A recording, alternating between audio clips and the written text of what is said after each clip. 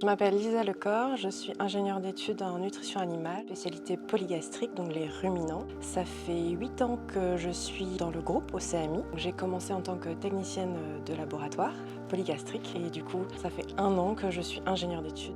Donc mon parcours scolaire, je suis titulaire de 2 licences professionnelles. Ma première licence est spécialisée en biotech marine. J'ai décidé de reprendre une deuxième licence en formulation cosmétique et produits de santé. Une journée typique au laboratoire, déjà ça va être de mettre en place un protocole pour réaliser un essai. Côté polygastrique, en ruminant, on travaille essentiellement sur la reproduction de la digestion ruminale in vitro. Donc on est capable en fait de reproduire ce qui se passe au plus près chez l'animal. Donc là, on va mettre en place un protocole. En fonction des enjeux, de ce pour quoi on travaille, on va l'orienter plus ou moins. On va choisir des produits à tester et ensuite on va préparer l'essai. Donc en laboratoire, il y a une bonne partie de mise en place. Ensuite, le jour J, on lance l'essai et les essais peuvent durer de 24 à 48 heures sur les rumens classiques qu'on a depuis le début du CMI.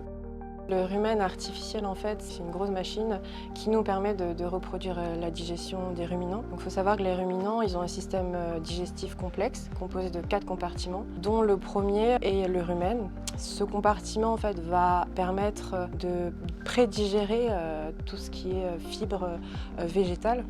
Donc nous, au sein du laboratoire, on reproduit cette digestion dans le rumen. On a une grosse machine où chaque petit flacon correspond à un mini rumen artificiel. Pour mesurer les gaz produits lors de la digestion in vitro, en fait, on est capable via des capteurs. Donc, par exemple, sur les rumens artificiels, en fait, c'est des essais sur 24 heures qui sont chaque petite bouteille, chaque petit rumen a un module fixé sur le dessus qui permet en fait d'enregistrer la pression de gaz issue de cette fermentation microbienne, parce que c'est vraiment des micro-organismes qui vont travailler. Et donc ça va créer une petite pression, le capteur va s'enclencher. Ce module, ce capteur est relié à un logiciel de gaz qui va enregistrer tous les 5 minutes la production de gaz. À la fin de l'essai, on va pouvoir faire des superbes courbes de production de gaz au cours du temps.